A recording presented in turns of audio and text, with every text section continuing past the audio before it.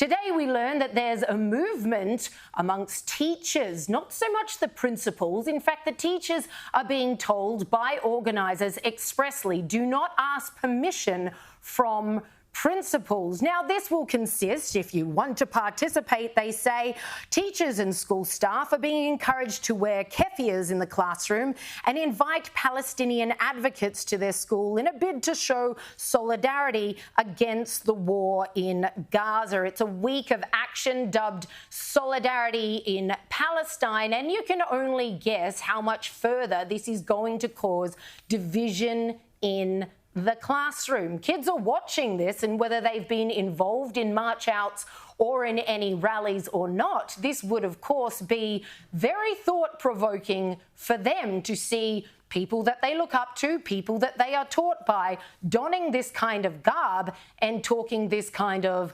garbage. Here's the poster for not so much the event, but the movement that they're trying to get going here.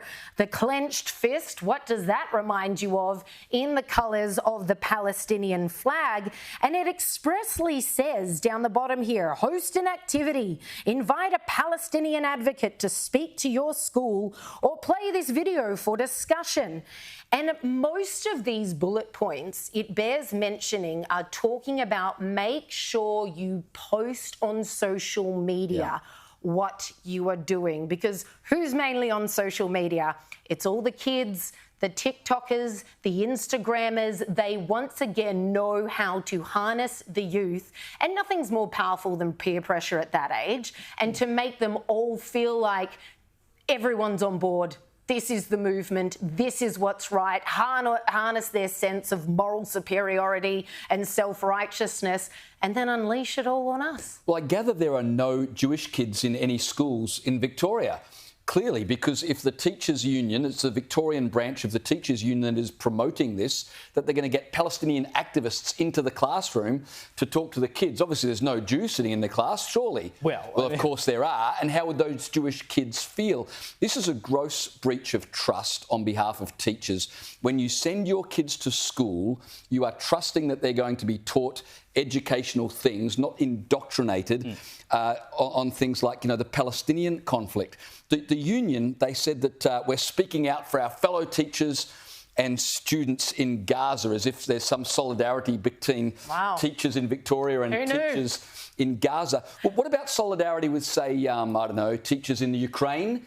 Or teachers in Uganda, who in June, 40 school kids were murdered by Islamist terrorists in Uganda just a couple of months ago, but not a peep from the Victorian Education Union when that happened. Why would there be a peep? I mean, and like you say, Liz, I'll put it on social media. What's the point in doing the virtue signalling if no one actually gets the signal, right? It's like politicians in their photo ops, photos or it didn't happen. And it's no surprise that propagandising and brainwashing goes on in schools. That's what the whole long march through the institutions is about.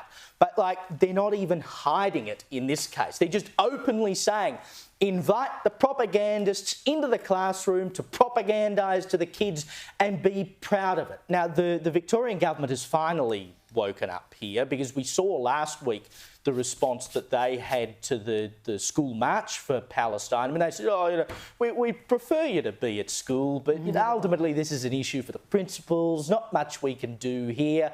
Well, a week later, finally, they've come out and said something. This was the Deputy Premier Ben Carroll today saying, for the love of God, do not do this.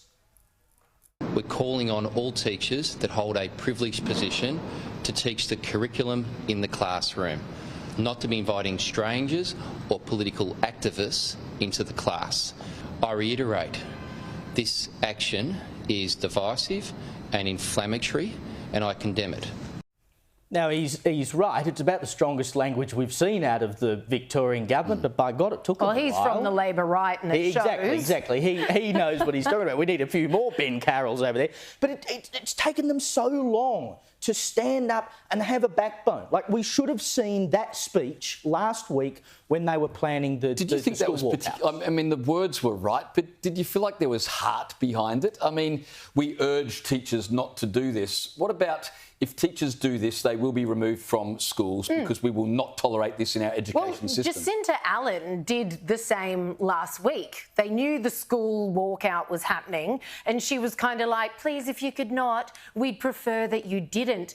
As the government, you have the power to issue an edict and say, you cannot participate in this. Well, you're the employer. This is not happening. We will send the cops. We will shut down any kind of march these are school children and these are school hours. So as far as I'm concerned, from the right or not, he's not any stronger because the bottom line is they could put their foot down. And see, this is what happens when they don't put their foot down, because we saw the big school march last week. Now, the unions are just out and out being like, all right, teachers, pedal to the metal, brainwash them harder. It's all okay. Let's all dress like Palestinians in the classroom. Let's just get, I mean, if you don't stomp it out, we've made this same example out of the horrendous scenes we saw outside of the Opera House.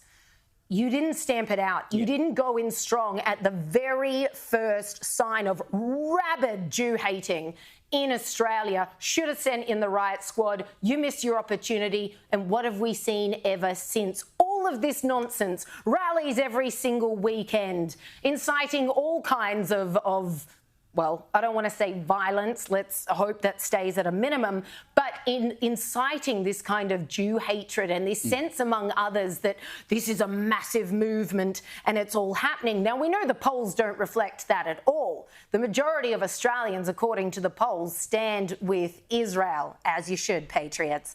But they're giving this impression on their social media accounts, in the news every single night that covers something along these lines, that they are the ones calling the shots and they are the majority. And they know they're never going to convince us, so you start with school kids and you mould their malleable minds. But you make a great point. It's not like the teachers' union advertised this and then thought, oh, after Ben Carroll spoke, oh, we probably shouldn't be doing that. We're a step too far. They knew exactly that this is the wrong thing to do. But as you pointed out, they've been encouraged to keep pushing the boundaries because they know there'll be a bit of a tut-tut, but nothing is ever going to be done. It's just an ongoing cycle. Now I launch my movement, a politician will come out and say, we'd prefer it if you didn't. Just ticking the box. I have to be seen to condemn this, so I condemn it.